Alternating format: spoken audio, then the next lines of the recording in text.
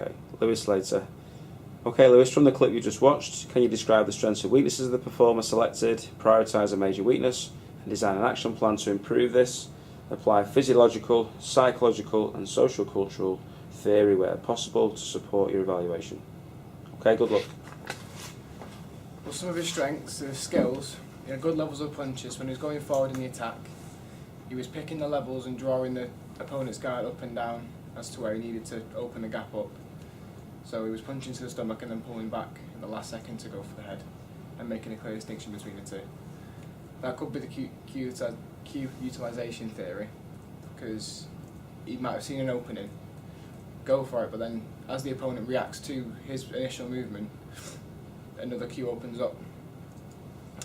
This could be affected by arousal. The drive theory, probably the most dominant effect in it, whereby if he was overly aroused, you might miss a few cues, or sort of take them too late, it'll take too long to process them. This is the perceptual field. If it was again overly aroused, it'd be too wide, too narrow even, so he'd miss important cues.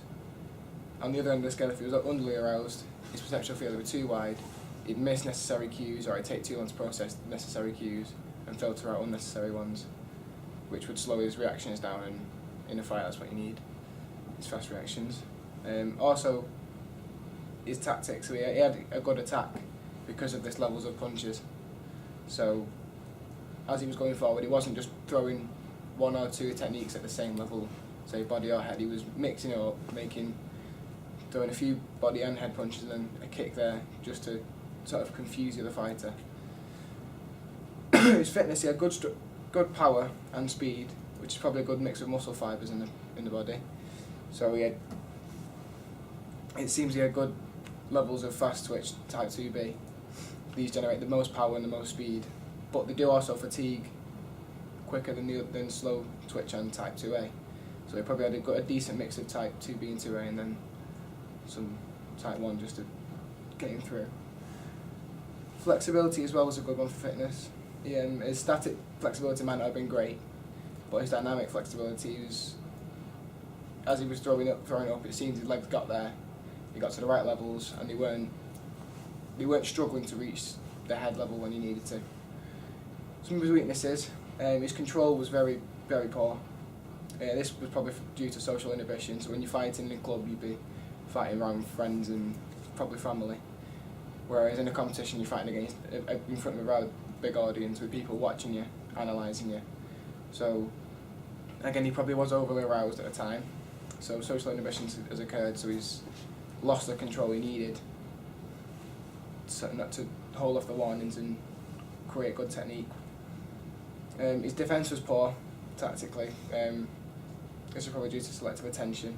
He couldn't sort of recognise where the moves were coming in and when the techniques were being thrown. So he's panicking in defence, his guard going up and down, giving the opponent the feel of he is in control when he's coming forward, so he's going to do it more, because that's what the fighter was bad at, so he's going to capitalise on it. And he was very mobile with his fitness, and it's probably due to his lack of training in the lactic acid system, whereby he started off, he was moving around, he was going forward, coming back. Towards the end of the fight, he was rather relaxed about it, and he would just sort of stand on one spot and wait for the other fighter to make the move.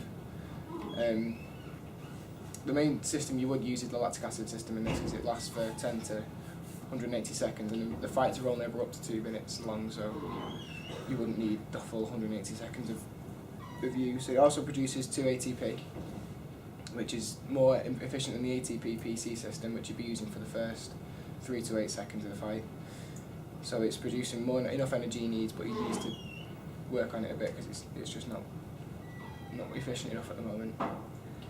The priority weakness I'm going to choose is the control, because it seems to be getting him a lot of warnings in the fight, and he could be scoring with those same techniques. The coaching points, it was a mixture of kicks and punches for his control. So for the punches, you need to, for the preparation of the technique, you're lunging with your front leg, keeping your back very straight and your weight central to the movement, so you've not got too much momentum going forward. For the execution, your hips go forward, followed by your shoulders, and then the last thing to move is your arm, extending fully, again keeping the head back and the back straight.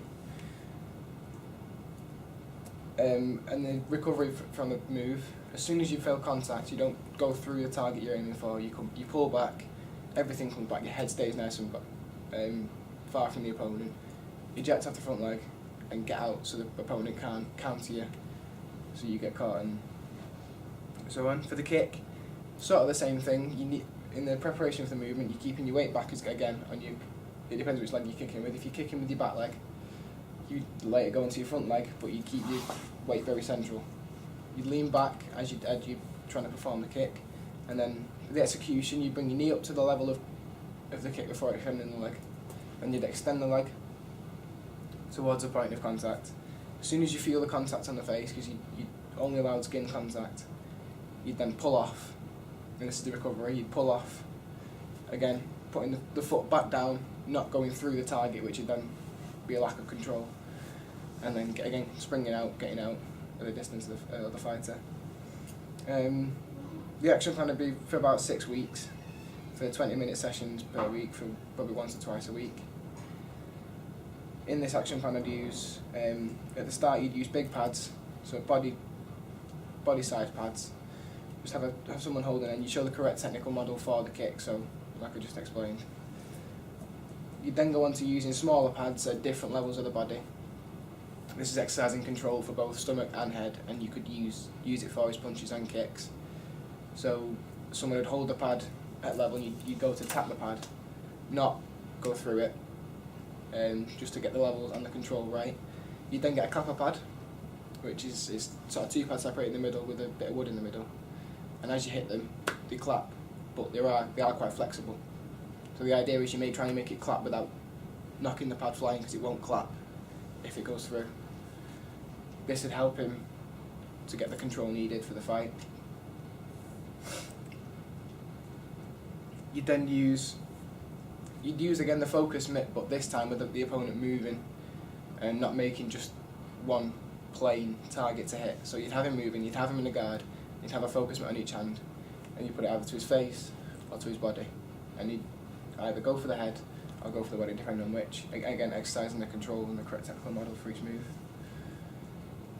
You'd then, once he got that and you're comfortable with his control on the focus mitt, you'd remove the mitts, but again keeping the same drill with less protection. So you'd be using the hand just a bit further from the face, so if you did use a lack of control, it wouldn't hit the trainer in the face. This could be sort of progressed a bit by using into the fight situation, but with a very experienced fighter wearing headgear and chest guards and making openings for the fight you're exercising control. So he'd be fighting every now and again, he'd drop his guard or he'd raise his guard to show the ribs or expose the head.